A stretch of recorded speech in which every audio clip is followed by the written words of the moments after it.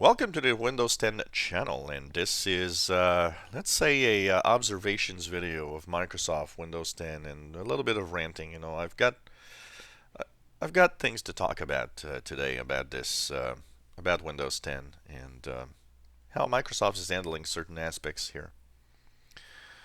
Um, Windows 10 is off to a great start when you look at 400 million users after a year and a half. That's a good number, but I gotta say that since the anniversary update, there seems to be more negativity about Windows 10 than before. You were allowed to think that Windows 10 is not good, and you're allowed to think that you don't like it, and of course, it didn't convince everybody since there's 48, 49% of people still on Windows 7.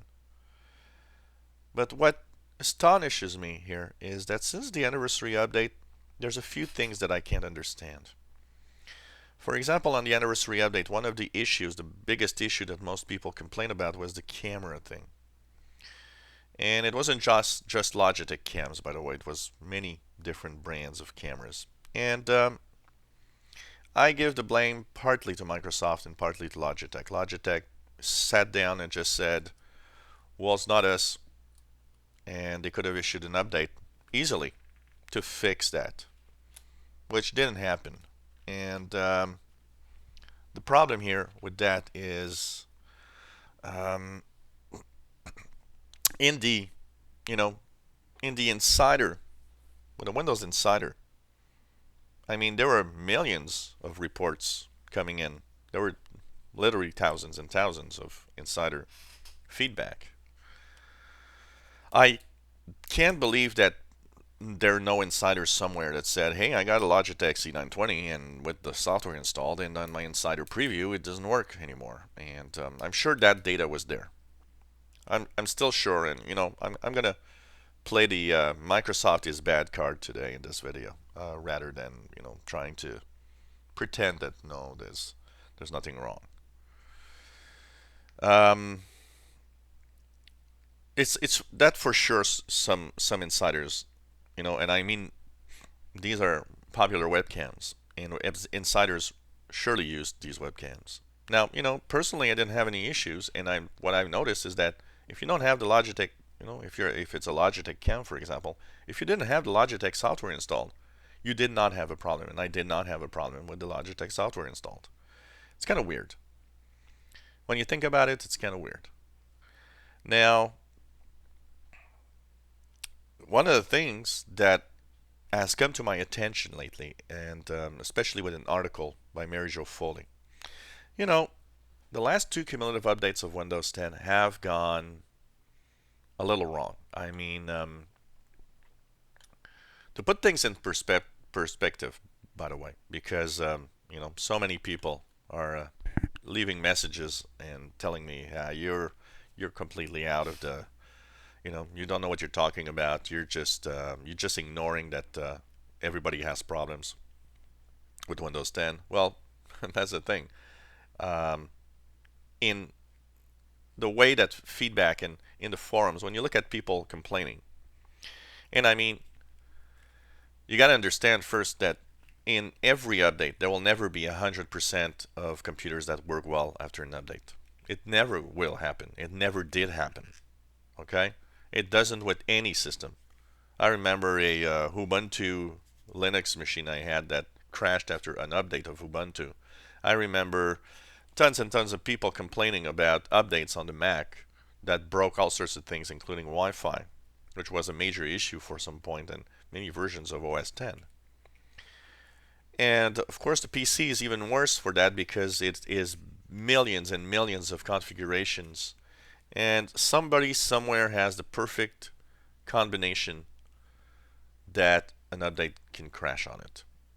And that there's nothing you can do to have 100% satisfaction.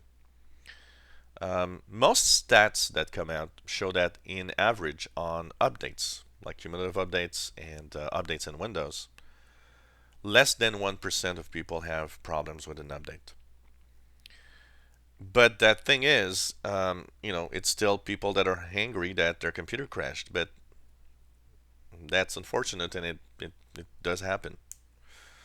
And people saying, well, this shouldn't happen. It's impossible. If you think that this shouldn't happen, that this everybody should have a correct update, you don't understand how computers work. And you don't understand how complex this is, how complex an issue it is when you issue an update to computers. But lately, in the last two updates, the KB3189866 that I have here, which has been renamed because of the problem, problems are higher. Problems are not below 1%. From what I see, they're more in the 1 or 2%, maybe 2% range. And a lot of people say, well, it's much more than that. Look at all the ranting everywhere. Yeah, but 2% of 400 million is 8 million people. That's a lot of people. 8 million people. And even if you put it at the worst, 5%, well, it's 20 million people. That's a lot of people that are going to rant compared to a lot of people that don't rant because everything's fine. And the thing is with that is that it's not true that Windows 10 has such a high, so many issues. It ain't like that. It looks like that for a lot of people because there's a lot of whining. But go into the Windows 7 forums and compare the amount of whining, and you'll see that there's a lot of whining in Windows 7, even though everybody says it's a great operating system, and it is. Personally, I find it outdated in its looks and the way it works, but it is. And you got to say that if you have Windows 7 and you're happy with it, I don't have any problem with that. What comes to my attention mostly is Mary Jo Foley in her latest post on the latest cumulative update, KB3194496, that was released last Thursday. Comes to our attention that there are some number of people that have problems with this update, install problems of all sorts. But what makes me a little sad and a little mad at Microsoft is that, according to Mary Jo Foley, when that update was pushed to the insider, to the preview ring, to the release preview, which are insiders that want to test updates but don't test insider previews, apparently a number of them said, hey, there's something wrong with this update. Yet Microsoft still pushed the update. And you're like, why did you do that? If you had problems, some people reporting problems, why did you push it? Did nobody see it at the insider team? Are you just ignoring what we're doing? So why is there an insider preview and why is there an insider program if you're just ignoring everything? That, I gotta say, kind of, makes me wonder what's happening at the insider team exactly. I mean, they could have waited and said, oh, okay, insiders are reporting some problems. Let's see what we can do about it. By the way, for those that are having problems with KB3194496, I have a fix that I will be posting a little later. You can always also be patient. I mean, Microsoft is probably working on a redone update that will, go right after in the next, few days or a week, like they did with the last one. But if you want to do it now, I'll post a fix that apparently is working. Now, what is the problem with the insider team? What is the problem with the fact that feedback doesn't go? There's so many data now. There's so much data about Windows 10 that it shouldn't happen that you let go a update like that might have issues that you know of. Is there not enough insider feedback? Maybe we should put a rule that if you want to be an insider and stay an insider, you should at least give 1 or 2 feedback hub related remarks and problems. Maybe we should make sure that an insider doesn't just surf on the fact that they want to see and have a free Windows, but because we got to say, and I see it on my channel, a lot of insiders jump there because they want to have Windows 10 on the computer but don't want to pay for it. And so because it renews every time there's a update, they're getting a free ride on Windows 10. And you know, maybe these people should be ignored. Maybe they should be removed from the Insider program, first of all.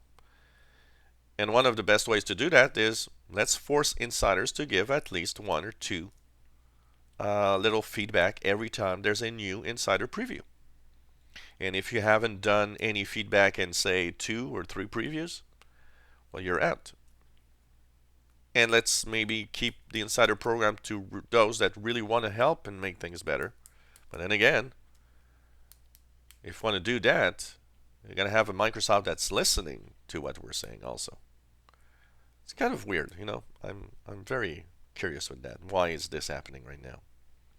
And it's giving a bad negative image to Windows 10, which is sad because, you know, I love Windows 10.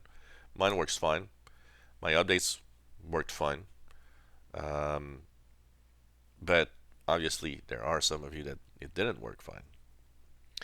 So give me your feedback. I want to hear from you guys. And please, in a civilized manner, if you have the F word or a bad word in your comments, I'm sorry, but your comment is being deleted.